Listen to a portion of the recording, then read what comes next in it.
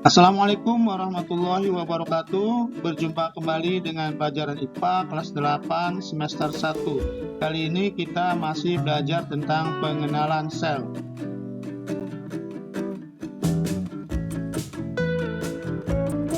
Bagian yang ketiga yaitu spesialisasi sel.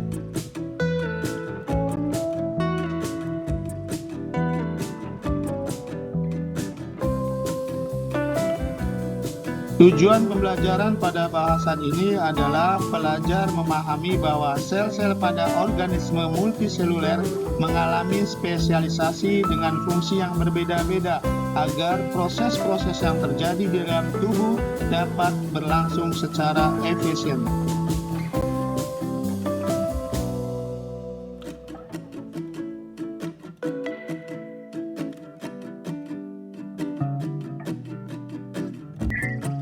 Pada bagian 2 bab ini, kalian telah mempelajari sel hewan dan sel tumbuhan. Nah, untuk menjalankan fungsi hidupnya, sel hewan dan tumbuhan mengalami spesialisasi. Apa itu spesialisasi? Apa pengaruh spesialisasi pada organisme?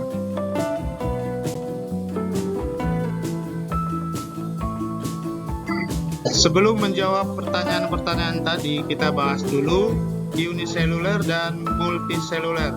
Coba perhatikan seorang anak yang sedang menyusun Lego untuk dijadikan robot. Yang perhatikan, yang asalnya tadi satu Lego digabung dengan Lego-Lego yang lainnya sehingga bisa membentuk robot Lego.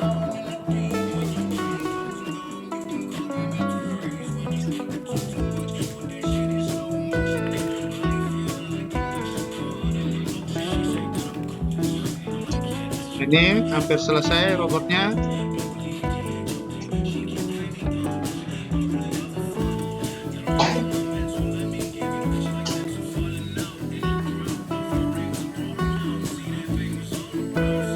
Ya, sudah selesai. Jadi kalau kita umpamakan, ya, manusia juga sama, ya, disusun oleh banyak sel, ya, karena penyusun tubuh terkecil daripada makhluk hidup yang multiseluler itu disusun oleh banyak sel, sehingga yang namanya manusia dan kebanyakan hewan serta tumbuhan tersusun dari banyak sel atau yang bisa disebut multiseluler. Nah, multi itu berarti banyak, seluler berarti yang terdiri dari sel. Jadi kalau diumpamakan dengan robot Lego tadi, ini manusia juga sama, disusun oleh banyak-banyak sel. Jadi ibaratkan satu Lego tadi satu sel, ya.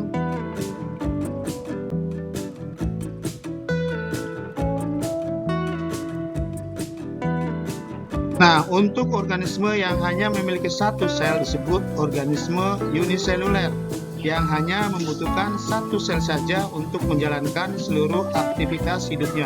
Jadi kalau diumpamakan dengan Lego tadi, ya, satu Lego itu satu sel, maka organisme uniseluler ini hanya terdiri dari satu sel atau satu Lego tadi, ya. Contohnya apa? Contoh organisme yang uniseluler, bakteri. Ini gambar bakteri. Kemudian amuba. Contoh yang lainnya Euglena, Paramecium, dan Chlamydomonas, dan contoh-contoh yang lainnya masih banyak, ya.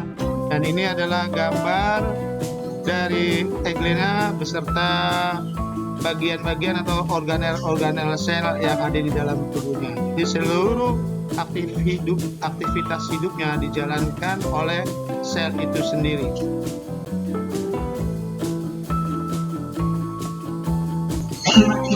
Sekarang kita akan jawab pertanyaan yang pertama tadi, ya. Apa itu spesialisasi? Ya, kita bahas multiseluler dan spesialisasi.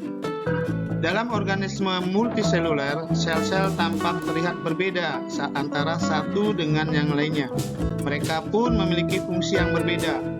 Bisa dikatakan sel-sel tersebut mengalami spesialisasi.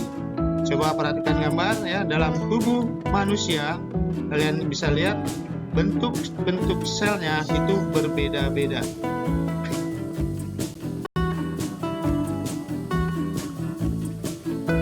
Terus apa itu spesialisasi?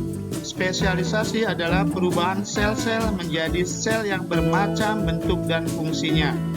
Dilihat contoh ya, dari satu sel indukan yang tadinya sama, dia akan berubah menjadi bermacam-macam sel yang memiliki bentuk dan fungsi yang bermacam-macam atau berbeda-beda.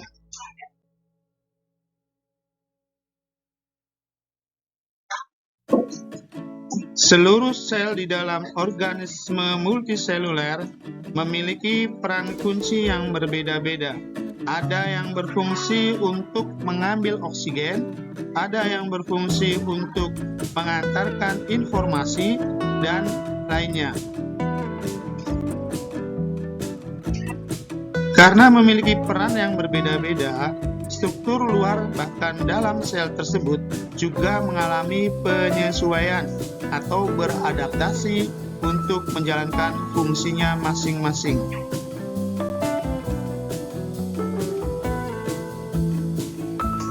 Kita lihat contoh spesialisasi yang terjadi pada makhluk hidup. Yang pertama, spesialisasi pada sel tumbuhan. Pertama, spesialisasi yang terjadi pada sel akar rambut. Ini coba perhatikan gambarnya ya. Ini adalah sel akar, kemudian dia berspesialisasi membentuk sel akar rambut. Spesialisasi sel akar rambut pada tumbuhan memudahkannya untuk meningkatkan penyerapan air karena area permukaan akarnya menjadi membesar.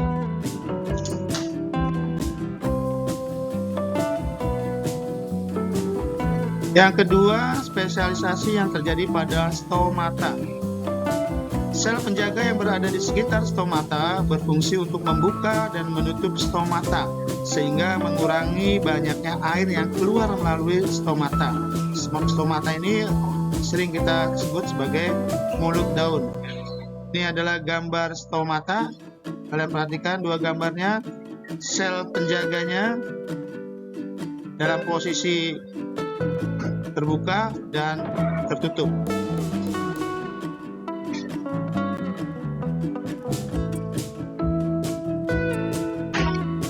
Berikutnya contoh spesialisasi pada sel hewan.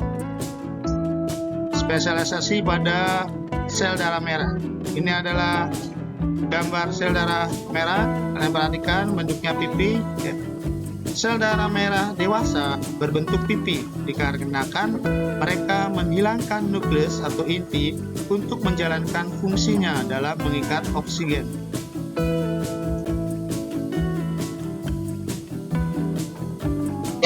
Yang kedua, spesialisasi pada sel saraf. Ini adalah gambar sel saraf ya. Bentuk sel saraf yang panjang berasal dari perpanjangan sitoplasma dengan tujuan untuk menyampaikan informasi dari indera ke otak dan dari otak ke otot atau kelenjar.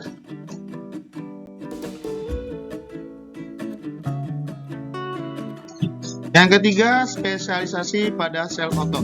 Ini adalah gambar sel otot. Sel otot memiliki banyak nukleus atau inti dan mitokondria untuk menunjang fungsinya sebagai alat gerak. Jumlah nukleus dan mitokondria yang banyak ini memudahkan sel otot untuk memproduksi energi.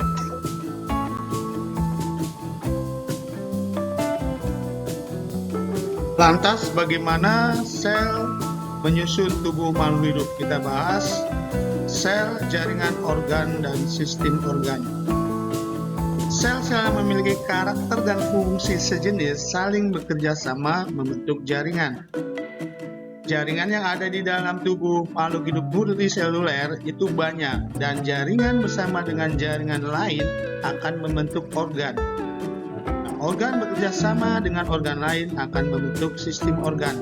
dan sistem organ yang ada dalam organisme multiseluler juga akan bekerja sama untuk menjalankan fungsi tubuh. Inilah yang menghasilkan istilah organisme. Jadi kerjasama antar sistem organ akan membentuk organisme.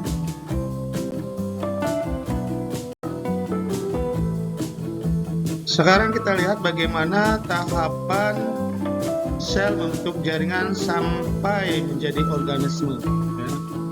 Lihat gambarnya, ini awalnya dari sel, kemudian gabungan dari sel-sel akan membentuk jaringan, jaringan bekerja sama akan membentuk organ, kemudian organ bekerja sama akan membentuk sistem organ, dan akhirnya sistem organ ini juga bekerja sama akan membentuk yang namanya organisme atau makhluk hidup.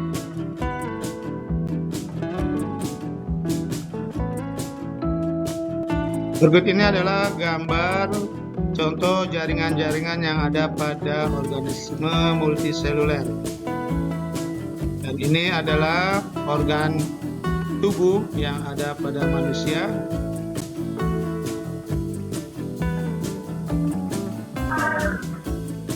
Dan ini adalah sistem organ yang ada pada manusia.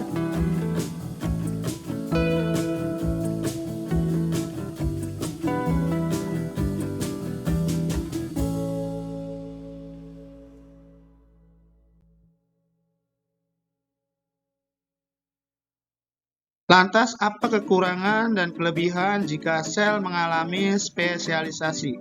Kita bahas kekurangan dan kelebihan sel jika mengalami spesialisasi. Kelebihannya sel yang mengalami spesialisasi, yang pertama, sel itu lebih fokus dalam menjalankan fungsinya. Yang kedua, lebih efisien dalam penggunaan energi.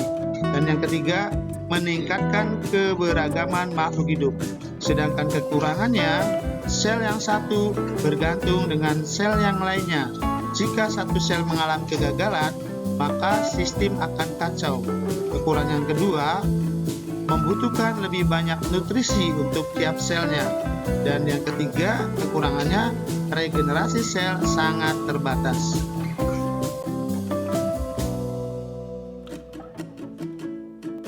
Terus apa kelebihan dan kekurangan yang dialami oleh makhluk hidup bersel satu?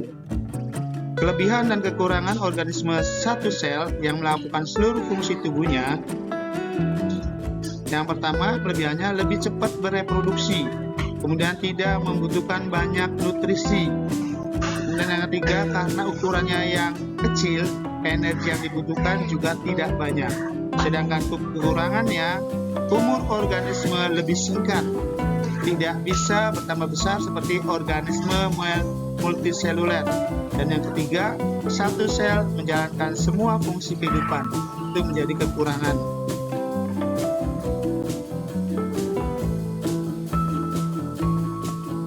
Baiklah, untuk lebih memahami bahasan spesialisasi sel ini, silakan kerjakan uji kompetensinya di buku latihan.